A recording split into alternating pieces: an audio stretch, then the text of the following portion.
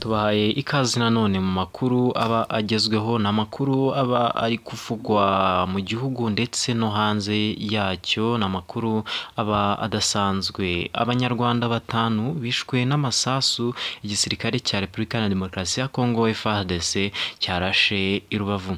Umuvugizi w'ingabo z'u Rwanda Brigadier General Ronald Rwivanga yatangaje ko abaturage batanu bo mu karere ka Rubavu bishwe n'amasasu yaturutse muri Repubulika Iharanira Demokarasi ya Kongo. Ni mu gihe kandi abandi baturage basaga 30 bakomeretse bikabije. Aba baturage bitabye Imana kuri uyu wa mbere tariki 27 Mutarama, ni mu gihe umutwe witwaje intwaro wa M23 ukomeje guhanganira n'ihuriro ry'ingabo za Repubulika Iharanira Demokarasi ya Kongo mu mujyi wa Goma hafi y'umujyi wa Rubavu. Amakuru aturuka i Rubavu ahamya ko hari amasasu yarashwe n'abarimo abagize umutwe w'iterabwoba wa FDLR urwanya leta y'u Rwanda na FARDC, harimo ayapfubijwe hakoreshejwe ubwirinzi bwa gisirikare.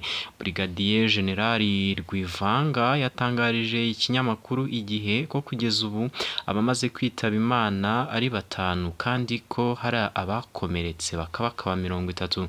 Yagize ati baragenda biyongera, abapfuye ni 5 nibo bemejwe ariko hari abakomerekejwe hafi 30, ariko n'ugutera ibisasu. Urebye bihebye, bagenda bahunga, baragenda bashinga utubunda twabo bakarasa buhumyi mu Rwanda batagambiriye ingabo ahubwo bagambiriye abaturage.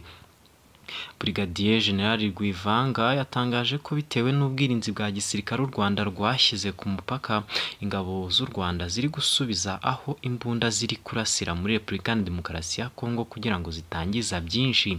Yagize ati ariko ntabwo ari ibitero bitaziguye ku birindiro, ni ingamba z'ubwirinzi kugabanya ingaruka z'ibyo bibunda ku baturage.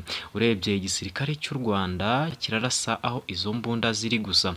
Umuvugizi w'ingabo z'u Rwanda yasabye abaturage kudahangayika, abizeza ko barakomeza kurindirwa umutekano nk'uko bisanzwe.